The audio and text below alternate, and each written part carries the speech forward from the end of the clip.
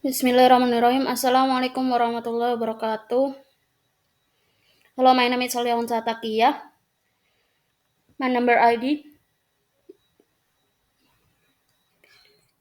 G0002141116.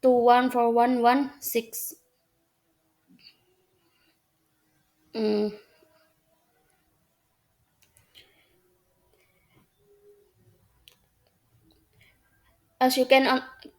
As you can see on the screen, our topic today is pembelajaran sejarah peradaban Islam pada masa Abbasiyah dalam produktivitas berkarya dan semangat literasi. Tashilan li wa fahman lakum, ukalimukum bilughatil Indonesia.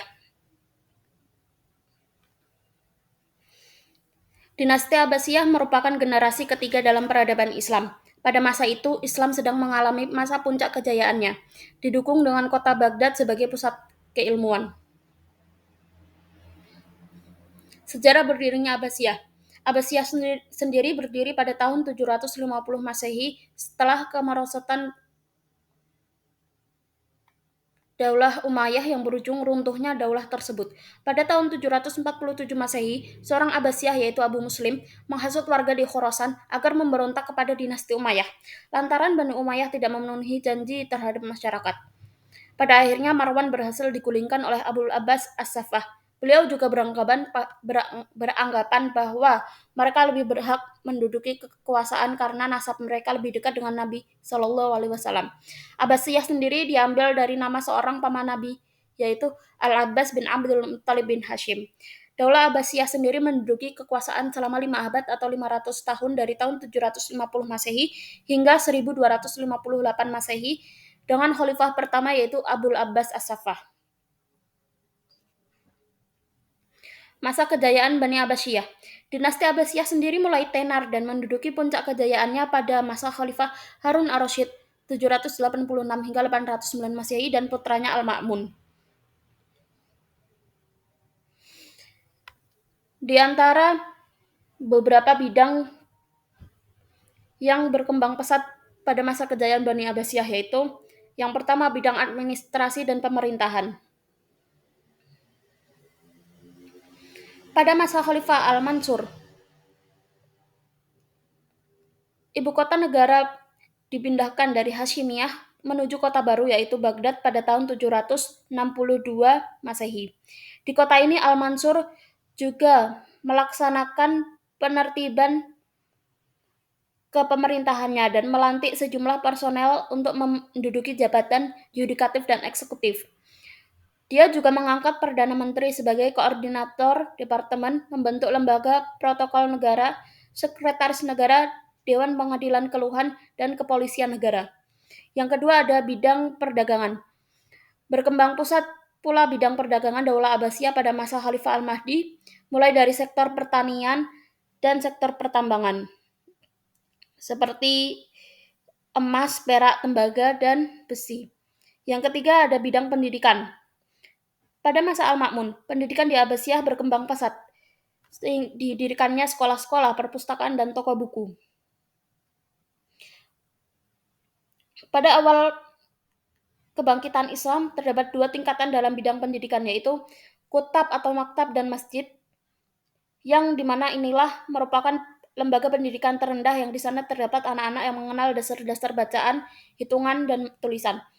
Dan juga tempat para remaja belajar ilmu agama dasar seperti tauhid, tafsir, fikih, dan hadis. Yang kedua, tingkat pendalaman. Kegiatan ini diselenggarakan di masjid-masjid dan rumah-rumah para ulama. Salah satunya itu rumah Ar-Rais Ibnu Sina. Rumah tersebut setiap malam digunakan untuk membaca kitab Asy-Syifa dan sebagian lainnya membaca kitab Al-Qanun fi Atib. Lalu ada rumah milik Abu Sulaiman Al-Sijistani, yaitu rumah tersebut digunakan untuk para ulama senior dan dalam memvalidasi bacaan-bacaannya. Ada pula rumah milik Imam Al-Ghazali, yang dimana rumah tersebut didatangi oleh para pelajar dan para guru untuk menimba ilmu dan mematangkan ilmunya. Dan ada pula rumah milik Yakub bin Kalas Wazir Al-Aziz Billah Al-Fatimi dan rumah milik Al-Sulfi Ahmad bin Muhammad Abu Thahir di Iskandariyah yang digunakan sebagai tempat menimba ilmu.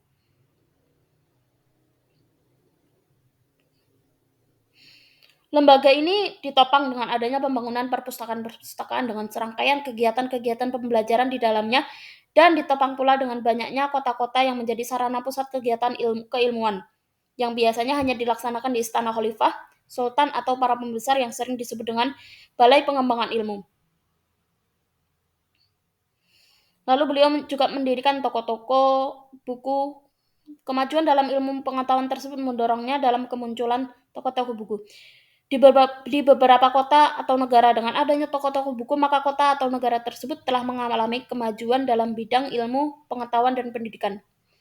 Beberapa kota yang dijadikan pusat ilmu yaitu Hijaz, Irak, Mesir, Syam. Lalu ada juga dalam bidang militer.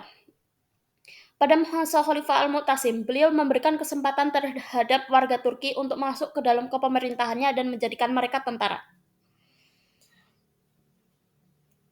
Pada dinasti Abbasiyah ini, mereka melakukan perubahan pada bidang militer. Praktik orang-orang muslim mengikuti perang sudah diberhentikan dan tentara dibina secara khusus untuk menjadi prajurit-prajurit yang profesional. Maka dari sinilah bidang kemiliteran dinasti Abbasiyah menjadi sangat kuat. Yaitu ada bidang ilmu pengetahuan. Di bidang ilmu pengetahuan ini terdapat 4 mazhab, yaitu Syafi'i, Hanbali, Maliki, dan Hanafi yang seperti yang kita kenal saat ini. Lalu ada mazhab-mazhab kecil seperti Khawarij, Murji'ah, dan Mu'tazilah. Dalam bidang ilmu pengetahuan ini, ada pula bidang astronomi. Di antaranya Al-Fazari, merupakan seorang astronom Islam yang pertama kali menyusun astrolabe, menjadi terkenal karena telah menyusun sebuah ringkasan ilmu astronomi yang kemudian diterjemahkan ke bahasa Latin oleh Gerard Cremona dan Johannes Hispalensis. Sedangkan Ar-Razi dan Ibnu Sina merupakan tokoh muslim yang terkenal di bidang kedokteran. Ar-Razi sendiri merupakan tokoh pertama yang membedakan antara measles dan penyakit cacar, dan beliau merupakan orang pertama yang menyusun buku ilmu kedokteran anak. Ibnu Sina juga merupakan sosok tokoh dan juga filosof yang menemukan sistem peredaran darah manusia. Beliau memiliki karya yang berjudul Al-Qanun fi At-Tibb.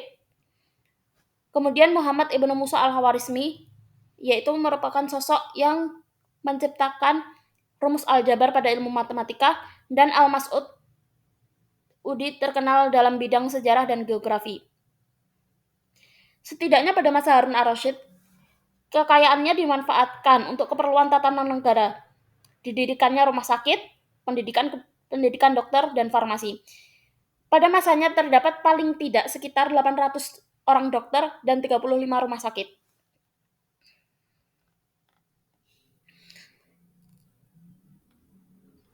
Lalu ada perkembangan seni dan Bait al-Hikmah.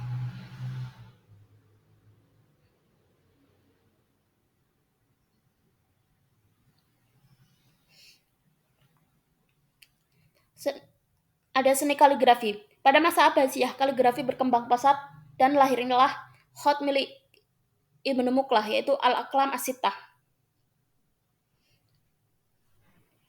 Pada dinasti Abbasiyah ini, kaligrafi semakin berkembang dengan pesat.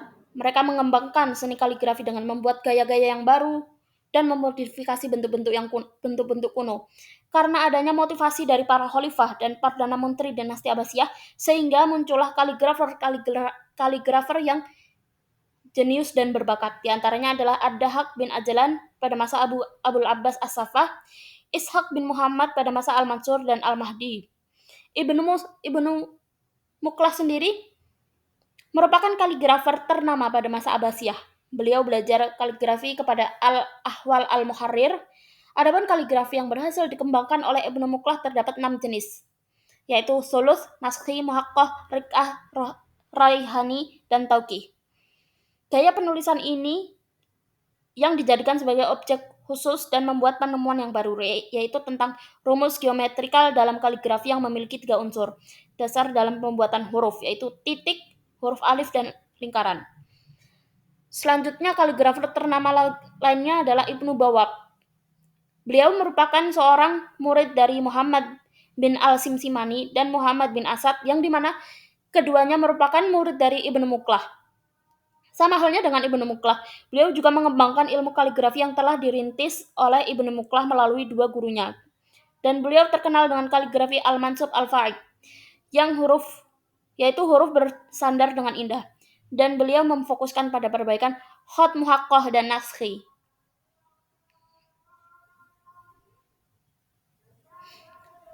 Lalu ada Yakut Al-Mu'tasimi, merupakan kaligrafer juga pada masa akhir Abbasiyah. Beliau memperkenalkan metode penulisan yang lebih lembut dan halus terhadap aklam asittah. Kemudian pada bidang sastra. Pada masa Abbasiyah, sastra Arab berkembang semakin pesat seiring dengan kekalahan Bizantium yang melahirkan para sastrawan intelektual dan penjaga Arab.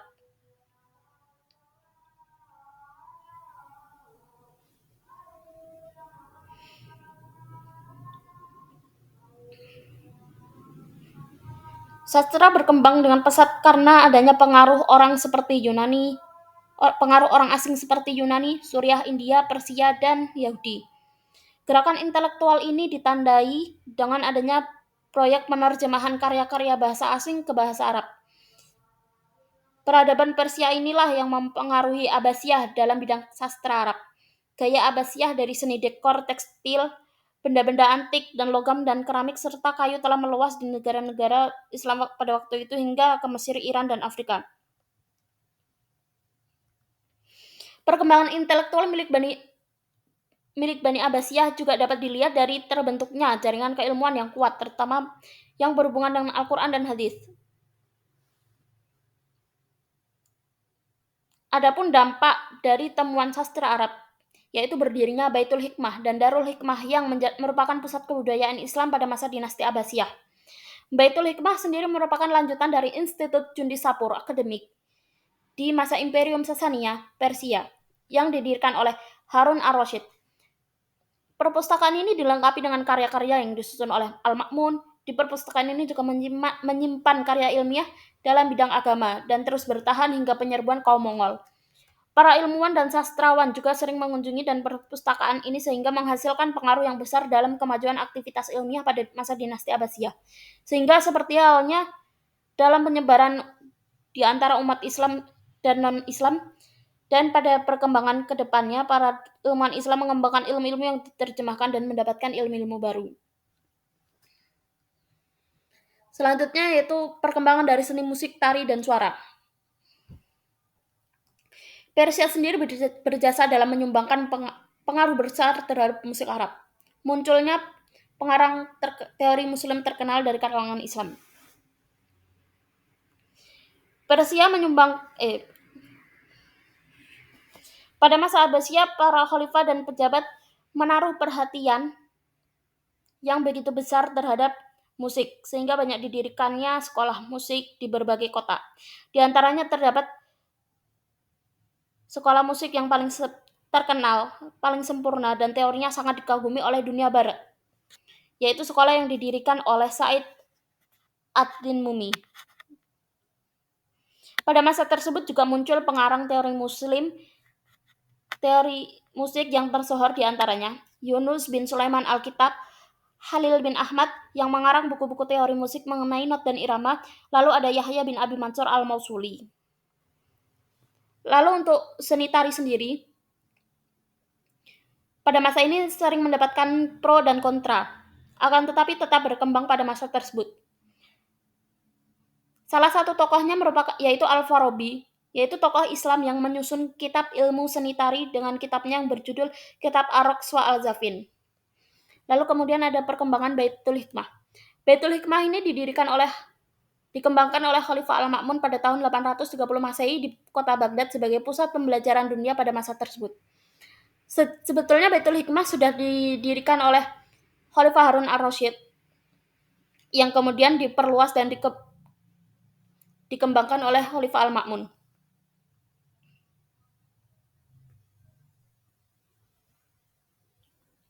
Selain itu, Baitul Hikmah juga terkenal sebagai pusat perguruan tinggi pertama dalam sejarah Islam. Di dalamnya terdiri dari observatorium astronomi dan perpustakaan. Juga berfungsi sebagai lembaga penerjemahan. Para ilmuwan mulai mempelajari, menulis, dan meneliti berbagai bidang ilmu di observatorium ini. Para ilmuwan yang bekerja di lembaga ini mendapatkan beasiswa dari pemerintah. Di Baitul Hikmah sendiri merupakan bagian dari istana khalifah yang sudah dilengkapi oleh ruang tersendiri bagi para penyalin, penjilid, dan pustakawan. Setidaknya di Baitul Hikmah ini telah tercatat 60.000 buku yang tercantum dalam karya Ibnu Nadim, yaitu Al-Fihris. Daftar buku di perpustakaan ini juga berfungsi sebagai katalog perpustakaan.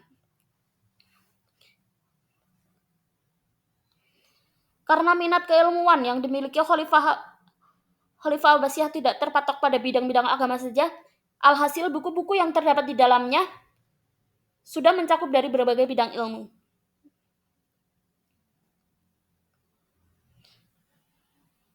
Perpustakaan Baitul Hikmah pada masa kepemimpinan Harun ar-Rasyid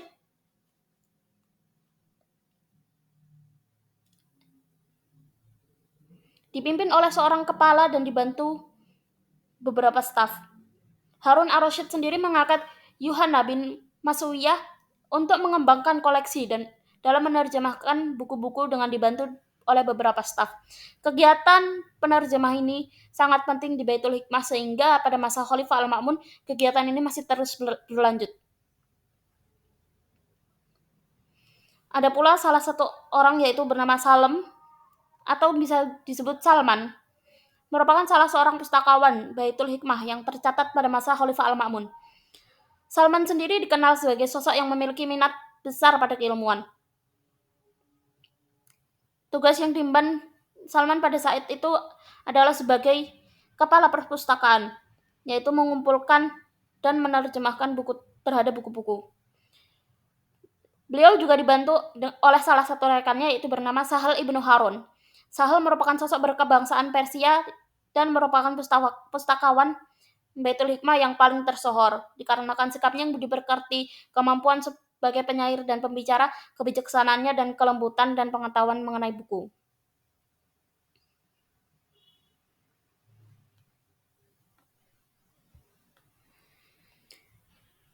Lanjut, nilai dari produktivitas literasi dan seni antaragama. Yang pertama ada seni pangkal keindahan. Keindahan kota Baghdad tidak luput dari seni-seni yang mengelilinginya, mulai dari seni arsitektur, kaligrafi, patung, dan sebagainya. Terlebih para khalifah saat sangat mendukung dan mengorkestrasikan seni-seni ini menjadi suatu kota yang indah. Wajar saja bila kota Baghdad merupakan kota metropolitan pada masanya. Bahkan negara-negara Eropa pun pada masa itu masih menjadi negara yang gelap dan becek. Lalu yang kedua adalah literasi, pangkal kemajuan, dan keadaban. Baghdad telah menjadi pusat keilmuan di dunia pada masanya. Dikarenakan adanya pusat budaya, literasi Baitul Hikmah yang berfungsi sebagai perpustakaan perguruan tinggi tersebut, dan lain-lain.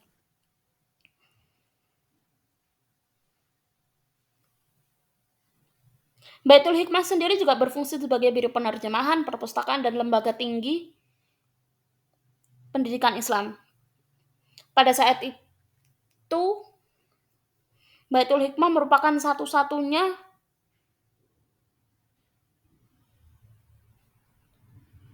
pusat pengetahuan di dunia, baik ilmu agama maupun ilmu pengetahuan umum.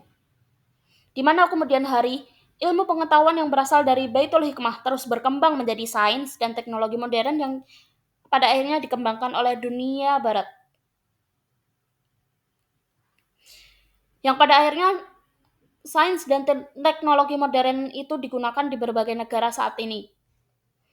Semuanya bersumber dari tradisi literasi yang kuat serta dukungan dan dorongan dari dinasti Abbasiyah. Tradisi inilah yang mengakibatkan Baitul Hikmah menjadi pusat ilmu pengetahuan dan peradaban dunia.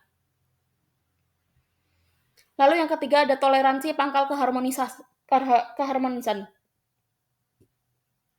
Peradaban dan kejayaan Abbasiyah tidak luput dari peranan penting orang non-muslim, di mana mereka juga berperan sebagai pembangun kota, yaitu dengan menerjemahkan buku-buku Yunani, khususnya dari bahasa Yunani ke Syria. Dan juga mereka berperan dalam pembuatan patung-patung dan lukisan-lukisan.